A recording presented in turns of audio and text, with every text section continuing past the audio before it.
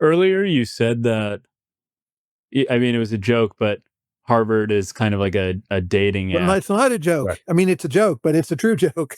Not that Harvard's value wasn't always in part its networking role, but that going forward, that's just going to be its dominant function You got is it. for network.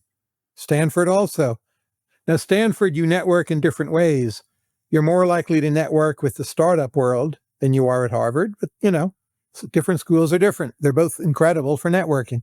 How do you advise, I mean, young people who are going into this world and going to college now? Do you tell them, look, spend less time studying math, spend less time studying computer science, worry about joining the good frat, making good friends, maybe interning at the right businesses? Like you say, that's what's really important now going forward.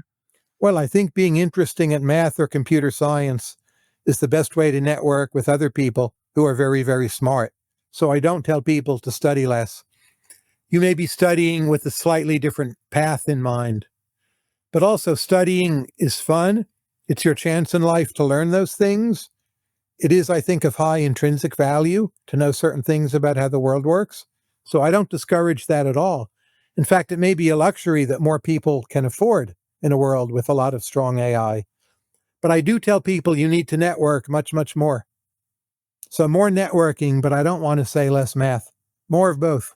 Do you have an opinion about, I mean, obviously one's individual preferences are going to be king in the end, but whether or not it would be more worth somebody's while to study music or literature than math or computer science?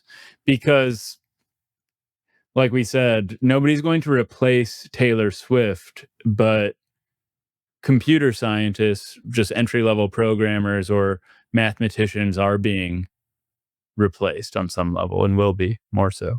Well, Taylor Swift did not study music in the academic sense. I know this sounds corny, but I think you should actually study what you love. Now, if your parents are immigrants, you came to this country when you're 8, your family has no savings, maybe you just need a very practical major. You can't study what you love. There's a lot of cases like that. Of course, you just need to be practical.